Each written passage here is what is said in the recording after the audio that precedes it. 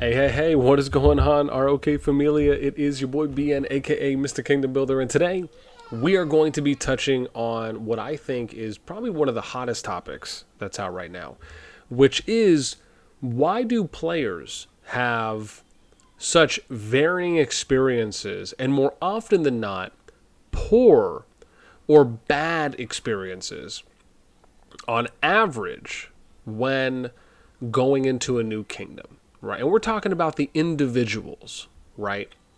And I'm going to really break this down for people on why I think this is such an important topic to touch on, but also explain why this is happening to you. Why are you getting into a kingdom and things just don't seem to be going the way that you hoped they were? Maybe the restart isn't going that well. Maybe you're wondering, man, is this just always going to be how it is for me? Why am I even trying? Why are people toxic? Et cetera, et cetera. There is a method to the madness. And that is what I'm going to take some time today to touch on. So if you enjoy the content, if you like listening to the words that at times come out of my mouth, please feel free to sub, like, ring the notification bell. Of course, if you want to join and be a part of our conversation, hit up the Discord. You can find a link to that in the pinned comment description down below. So let me start off first with, when you're a new player and you're coming into a kingdom. Now, this is whether or not I'll define a few reasons here, or a few types. Let's say you're a brand new player just getting into RoK. Right, you get populated into the new kingdom. Let's say you're a new player who's been playing RoK for a couple weeks, right? And you think to yourself, okay, I'm just going to restart an account, not really thinking anything of it. I just want to see how it works. I know a little bit more.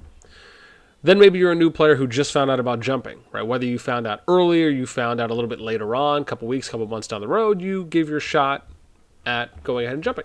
So you jump.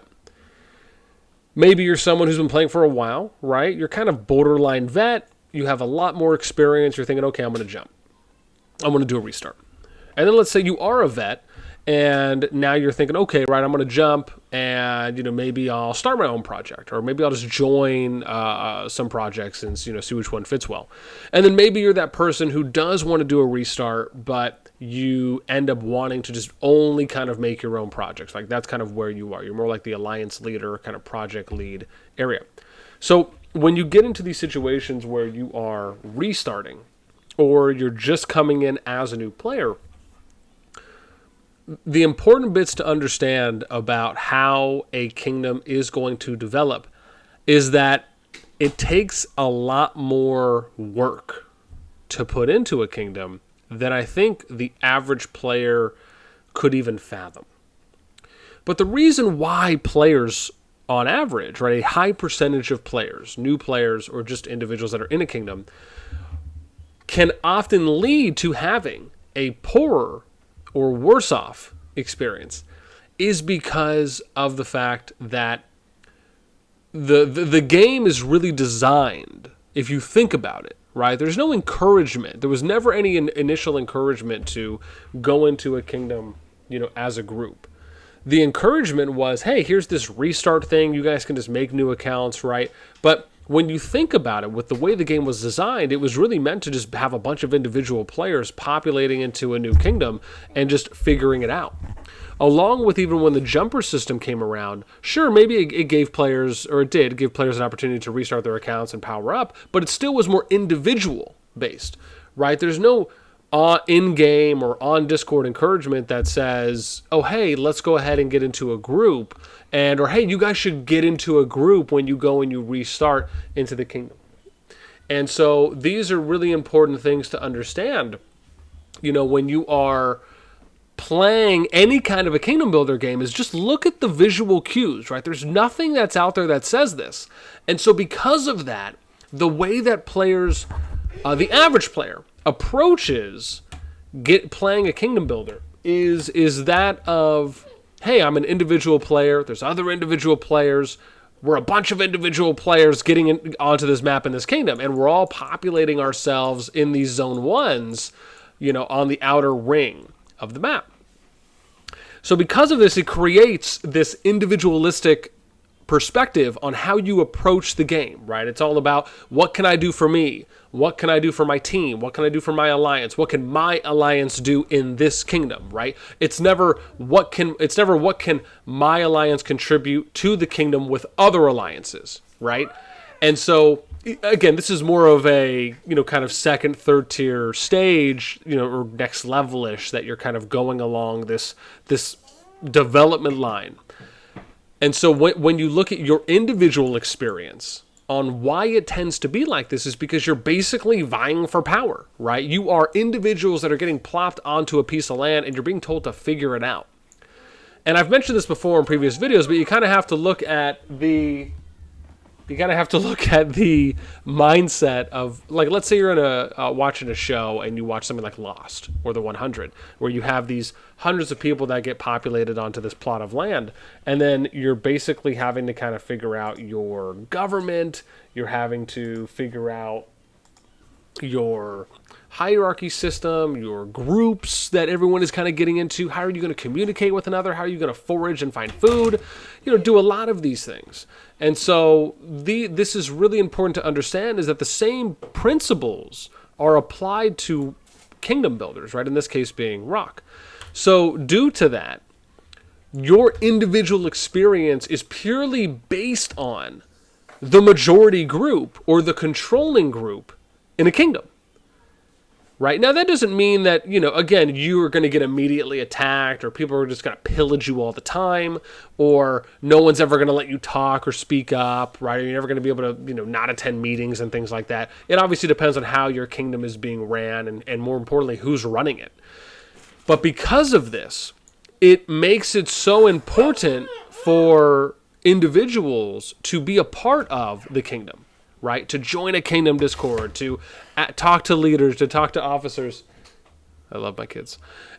and to really engage yourself in a way where you are looking to understand and engage yourself in your kingdom diplomacy, your politics, if you will. Even if you don't want to get involved in contributing, just paying attention and listening is the most important part. Listening and reading. Right? Really seeing what is happening, because that can help you get a better understanding of how you can either contribute or navigate your involvement or your day-to-day playing in that kingdom. Right? Now, for the average player who, let's just say you don't want to get involved in anything, you just want to be there to level your account, you want to contribute in alliance events, right? Maybe you show up for KVK, you're just kind of more of the, I don't want to say the follower, but like the average soldier, right? You just kind of go along with whatever because it doesn't really matter to you. You just want to play the game. There's always going to be a portion of players that fall into that group. You just don't care, right? You're just like, okay, cool. Here's the next announcement. I'm going to follow along, right? I'm just here to, smash faces and wreck stuff. But the game is just more than that, right? Because what happens if you're in a kingdom and it just completely goes to shiitake mushrooms with some of the rules, and now all of a sudden they're doing things like, kingdom-wide free-for-all PvP. Well, the majority of people don't really want to be a part of those types of kingdoms, right? Now, you're going to have the select 1%er, 0.1%er kingdoms that may operate in that way, where they are thankfully being transparent enough and they promote their kingdom in that way, so only people who want that will go there. But for the majority of players, when you first started playing RoK or a kingdom builder, your first thought wasn't, oh cool, I'm playing this new game I don't know anything about, I'm going to have the most random thought ever and I'm just going to start attacking every single person in sight. I've never seen that happen. And don't get me wrong, I'm sure there's probably one person, right, or maybe a very small people on the I can count on my hand out of the maybe hundreds of thousands or millions of people that have played the game that might be in that. But I think it's safe to say that I've never came across someone that has done that. Even when I first started playing RoK, my first thought was, no, I'm not, it was never, I'm just going to go and attack anyone and everyone. And I think it was more realistic to approach the game as, oh, this is really fun, this is cool, let me click on everything, let me read everything, let me learn as much as I can, let me ask questions right before I really start doing anything beyond just being an active contributing player.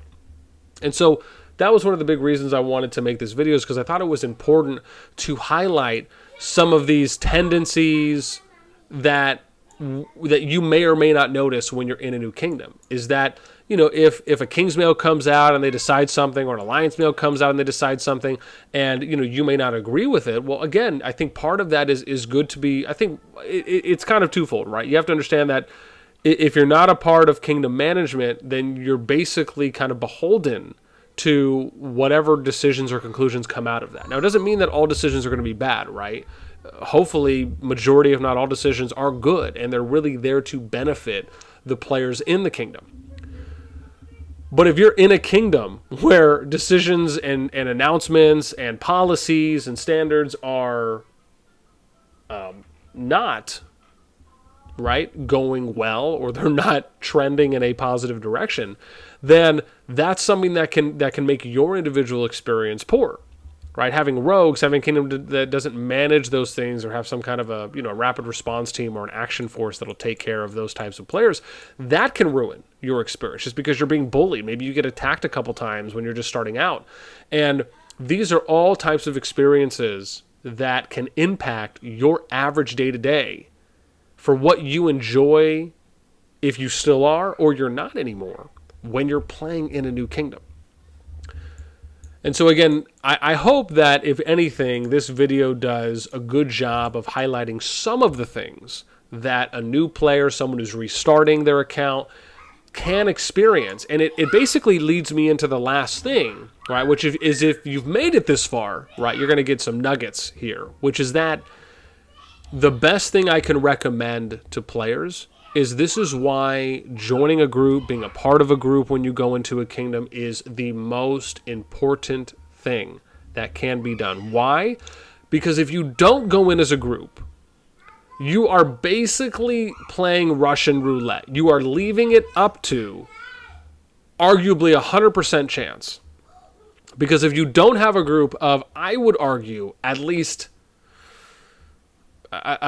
Again, I like to live in a little bit higher standards of land, so I usually will say 6 alliances or more. So this way you can have an alliance in each province. But some people may argue 4 is okay, right? I like to believe 6. That's my minimum that I operate under. But let's say you're in a kingdom that doesn't have any groups that go in, right? Which these days is still a good portion of them. Then you're basically playing with individuals, right? Individual alliances who the leaders, a high chance of not almost a guarantee they don't know each other. So you have a bunch of individual people that are leading alliances from top of the boards on down, where if they've never met each other before, they have no past history, they're being told to figure it out. Who knows what their age range is? Who knows what their knowledge is? Who knows what their experience level is? Who knows if they're people persons or not? Do they talk well with others? Are they able to negotiate? Can they use problem-solving skills? These are all important traits and characteristics that factor into if your kingdom is actually going to have a chance at developing, or you're going to come across bad experiences that are going to make you either want to stop playing in that kingdom, migrate out, restart, or just quit. So that is why I say, if you take anything away from this video, it is that if you're going into a new kingdom, right, outside of the 0.0001% of players who just want to solo, they want to spend a bunch of money, they just want to be number one in everything, they don't really care, about any kind of structure, they're just going to do their own thing, right? We're talking like, the solo dolo whales, if you will, or just heavy spenders that just want to play the way they do. There will always be some of those people. But in general, right, rule of thumb, you want to join a group, or you want to make a group, right? Joining a group can often lead you to learning a lot, or hopefully learning something, gaining experience and knowledge and how those processes are set up. Because trust me when I say you will have a better introductory time, at minimum, by joining a group, learning more, especially if you're new/newer, or even if you're a vet. Most of us, I would like to imagine, enjoy playing in some type of an organized format with people, to build a community, to have social engagement, to build relationships, to have bonds, to have fun. That's what I really enjoy doing in these types of games, outside of all the other stuff. And I know a lot of my friends feel the same way. And I can only hope, surmise, if you will, that a lot of you probably feel the same way. You play these types of games because of those reasons. So again, try to always join a group. Always look for multiple groups. So again, this is for those people that want to start new, that are just got into the game. You're newer, or you're looking to do a restart. Right? Do these things because I'm actually going to try and maybe come out with like a management series eventually. But this is a really important video because I saw people talking about this on general chat and questions on the RoK Discord, and I get questions about this often. And the fact is that you're playing the low percentage chance every single time you don't give yourself the best opportunity to be put into a situation in which that kingdom can be successful. And because of that, we often see players with unrealistic expectations going into a new kingdom because they maybe think their group is organized or well structured, or they're going in as an individual and they're just hoping that things are going to work out from whatever alliance that they join. And it's really about setting yourself up for success. And in order to do that, you have to acquire some knowledge and you have to know what to look for. Right? And I hope that this video will at least be a branch of that for you / those players. Now, where I'm going to end it is I would love to hear some feedback. I'd love to hear your story. If you're a new player, a newer player, you've been playing for a while, tell me something in the comments below that almost caused you to stop playing or caused you to maybe put a bad taste in your mouth about RoK or the kingdom you were playing in, and maybe explain to me why. And then on top of that, right, as maybe a second one, did anything I say in this video make sense, right? Or did it connect with your situation, even if you're saying something different, but maybe it's related? Again, I'd love to hear. So let me know down there. That is it for me. Until next time, as always, I'll catch y'all later.